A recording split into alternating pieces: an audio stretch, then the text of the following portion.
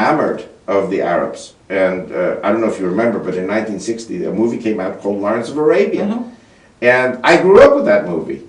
And I was always dreaming and fantasizing that one day I would be like Lawrence of Arabia. And my mother, rest in peace, used to call me Avi of the Negev. And I had pictures with the keffiyeh, the akal, the Arab headdress, and the camel, and everything like that. And I think one of the reasons I married my wife, one of the reasons I became enamored of my wife, was because she was Egyptian. Arabic was her mother tongue. Her parents spoke it to her. Her brothers and sisters spoke it to her.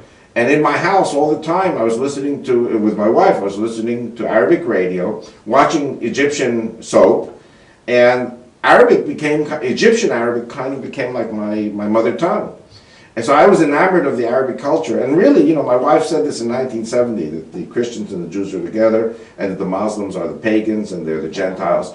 And I was very offended by that, and I wouldn't accept it. And it wasn't until about 17, 18 years later that I met a Christian woman in Texas, and I have a whole story about her too, that I corresponded with her. And she showed me that Christians, true Christians, yes, they love the Jews. And I'm hoping one day that we can overcome 2,000 years of bad blood because of the Catholic and the Eastern Orthodox Church's persecution. The Protestant Reformation has been a blessing for the Jews. Jews went to England under Oliver Cromwell. Jews went to Belgium and to Holland. Jews came to the Americas, and the Jews received sanctuary and safety and protection and prosperity under the Western governments. Later, as you probably know, the Catholic Church came to the United States of America, and today the Catholic Church is very, very close to what the Protestants are teaching about loving Israel and loving the Jews. And this present Pope has done a tremendous job creating relations with the State of Israel and banning from the Catholic teachings that the Jews killed Christ. And, you know, we all know that the reason Jesus was crucified, I'm talking now from a Jewish perspective, Jesus was crucified because he was a threat to the one world Roman government of that time.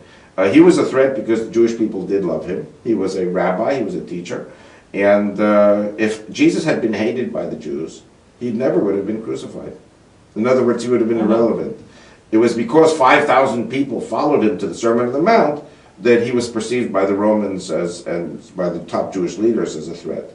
But that does not mean that the Jewish people hated him or that the Jews killed him. It was a certain group of collaborators who were working with the Roman government, and they saw him as a threat to the establishment. Hey, listen, you know, a guy goes to the temple and flips over all the tables, all the money changers' tables, and basically today that would be considered anarchy.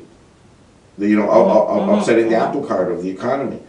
And the temple was there in those days, and the sacrifices were there, and you needed money changers' tables. So this was like an affront to the system at that time. But what Jesus was trying to do, and I'm a Jew who loves to read the New Testament, what Jesus was trying to do was to make the religion easier for the people and not more difficult. So you read the New Testament?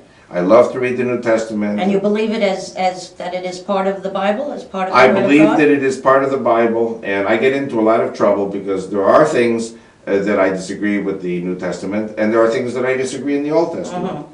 And I think that God gave us the Torah, and He gave us the Bible in order to struggle with it. And there are things there that we have to think about, you know, why is it written this way? Why is it that maybe, for example, we read recently in the Torah that if a Kohen or a high priest had a physical disability, or he was lame or blind or had some problem, he couldn't serve the Lord. In other words, you needed a perfect human being to serve in the temple. But the point is today, you know, we live in a society where disabilities are overcome by understanding and by love. And so people say, for example, why shouldn't we allow disabled people to have a normal life like everyone else?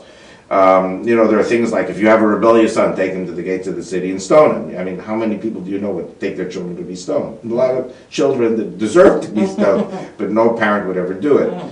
Or I'm talking about Old Testament things I disagree with. So there are things there that I can give you more examples too, but we're not doing this TV show to talk about the Torah today. We're talking about the threat to everything that Judeo-Christian Western civilization has accomplished in the last 2,000 or 3,000 years. And it's all being threatened today by a system called Islam. Now, you said that Allah and the God that the Jews and the Christians serve are not the